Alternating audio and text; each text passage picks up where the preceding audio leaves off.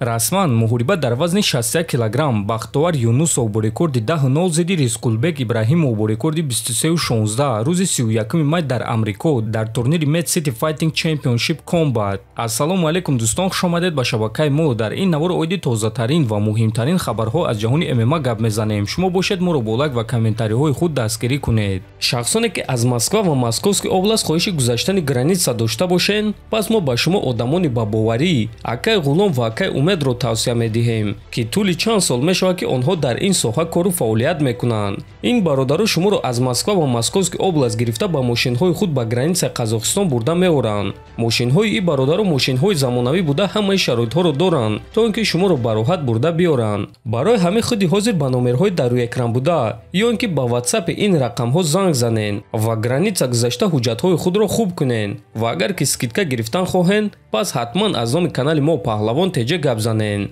роҳи сафед дӯстон. шаби гузашта дар хитои турнири Brave SF 93 баргузор гардид ки дар он варзигари тоҷик Хуршед Назаров баромад кард. рақиби ӯ бошад варзигари хитои Керемуаили Маймад Титухетӣ шуд. ин муҳориба аз 3 раунд иборат буд, лекин аллакай дар якум раунд ба анҷом расид. Хуршед дар 15 сонияи якум раунд рақибро ба нокаут равон карда ғалабаи зуд ва хеле дурахшон ба даст овард ки мо Хуршед, даста ва ҳамаи мухлисони ӯро табрик мегӯем.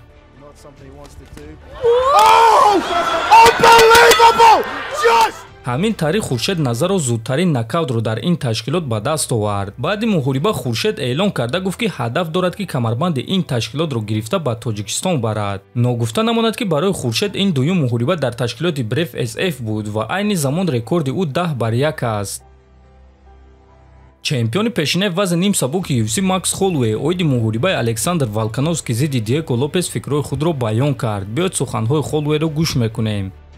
ин муҳорибаи дар ҳақиқат хеле хуб буд. ман медонистам ки Алекс бо ақлона ҳаракат мекунад, бал мегирад ва рӯ ба рӯ истода занозанӣ намекунад. фикр мекунам ки Волк 4 раундро гирифт: якум, дуюм, сеюм ва панҷум раунд. шодам аз дидани оне ки Волк таърих эҷод карда истодааст ва рекордҳои нав гузошта истодааст. касе ки рақиби навбатии ӯ шавад, Волкро шикаст медиҳад. Яир Родригес ин реванш мешавад. Мавсар Евлоев боварӣ надорам ки ба ӯ муҳорибаи унвонӣ медиҳанд. фикр мекунам ки UFC ба Арон Пико рақиби рейтингӣ диҳанд ва ӯро ба зудӣ ба боло мебаранд, то ин ки ҳар чиз зудтар барои камарбанд ҷангад, гуфтааст Холлоуэй. ногуфта намонад ки Макс Холлоуэй ва Александр Волкановский 3 маротиба ҷангиданд ва 3 маротиба Волк ғолиб шудааст. ана оиди Арон Пико бошад, пас ӯ нав ба UFC омад ва бояд ки аввалин муҳорибаи худро зидди Мавсар Евлоев мегузаронд, лекин онҳо маслиҳат карда натавонистанд. бояд қайд кард ки Арон Пико дар Беллатор баромад мекард. ҳамчунин ӯ дар зали AKA тамрин мекунад ва чандин сол якҷоя бо Ҳабиб ва Ислам Махачев тамрин кардааст. ӯ 28 сола буда дар вазни ним сабук баромад мекунад ва Беллатор аз ӯ ситора сохтанӣ буданд, лекин ташкилот фурӯхта шуд ва акнун эҳтимол меравад ки UFC аз ӯ ситора сохтан мехоҳанд.